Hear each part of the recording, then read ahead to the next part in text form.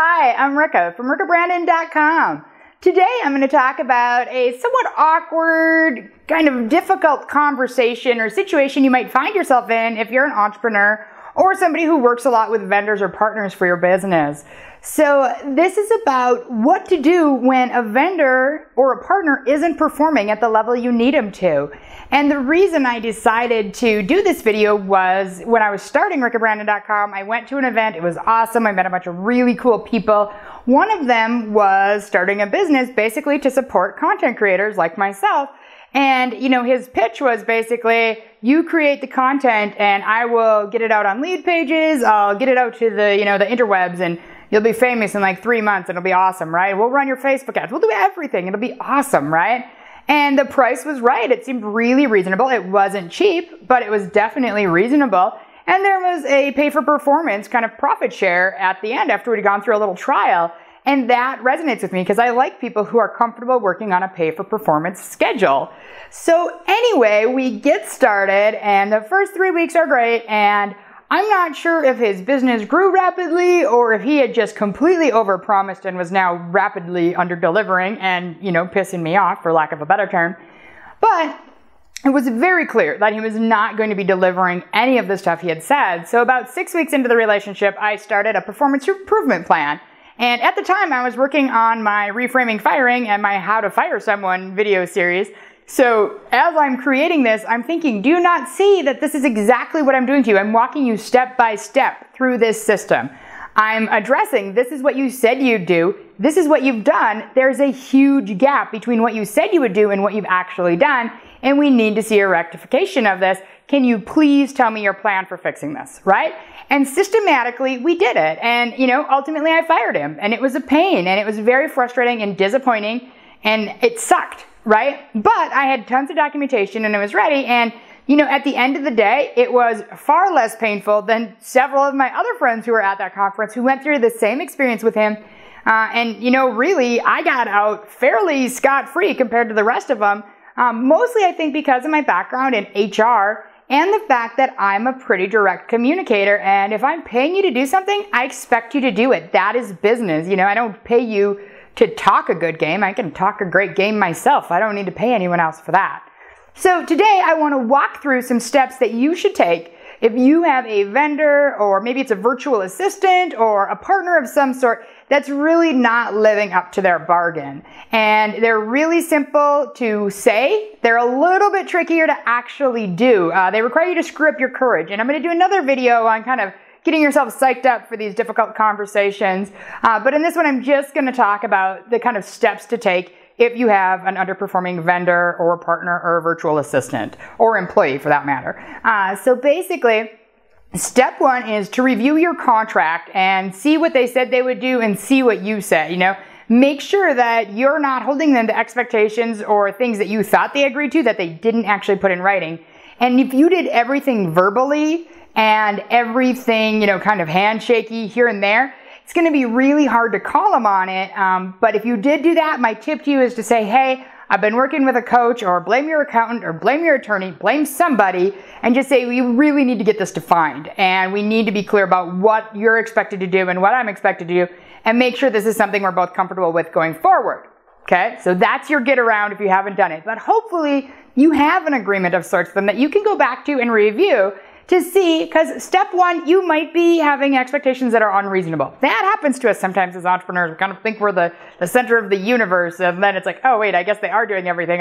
That sounded like way more in my mind when I read it 3 months ago. So that's step one.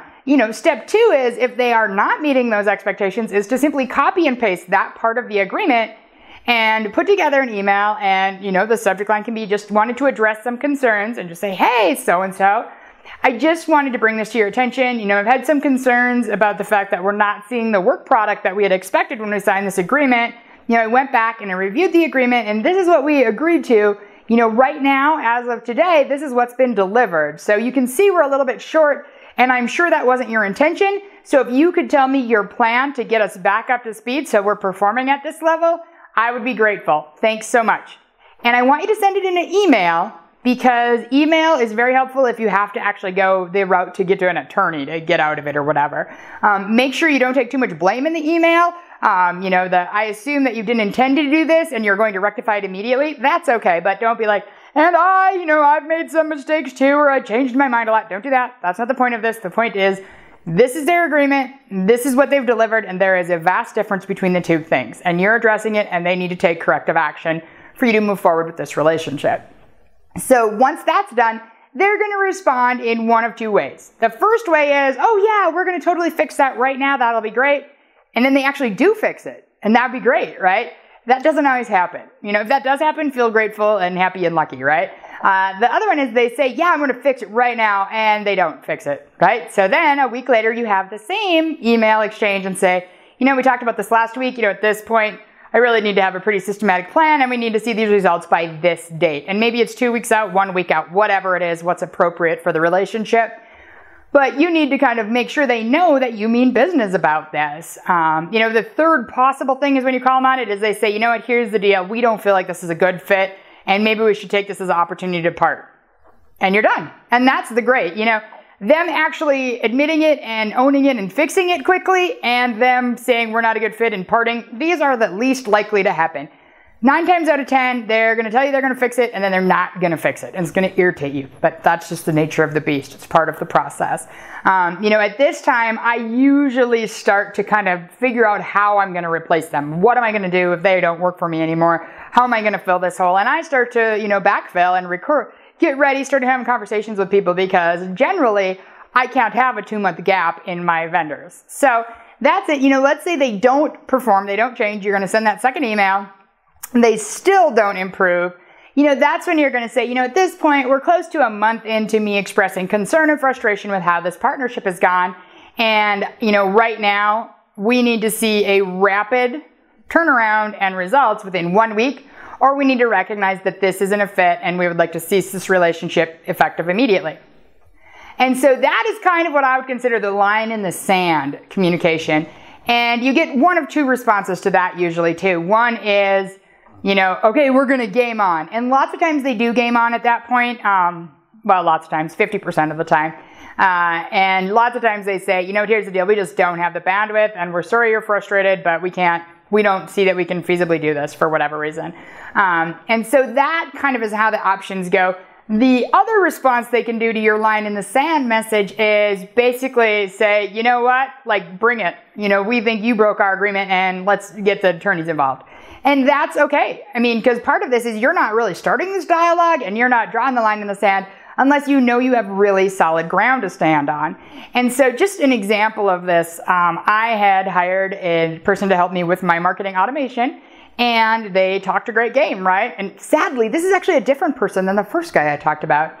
And then, I don't know what happened. A kid got sick or something, but they just completely MIA'd on me. They hardly responded to emails, and finally, I said, this was supposed to be a 2-month project, and we're 2 months in, and I don't have any of the stuff. And so I had paid through my credit card, so I submitted to my bank and said, I want my money back. And I won. And, I believe she disputed it, which I seriously have no idea what she was thinking doing that. But anyway, I won, got my money back. So, just make sure that you're protecting yourself. If possible, I like to pay with a way that I have some sort of recourse. I'm not sure. I don't know that PayPal does anything for services, so you might be better paying off with your credit card through your bank. But anyway, those are just things for you to think about. But take action, address it. If you are paying someone for a service and they're not delivering what they said they would, you need to call them on it, and you need to expect that, and you need to hold them accountable. That's part of being a business owner.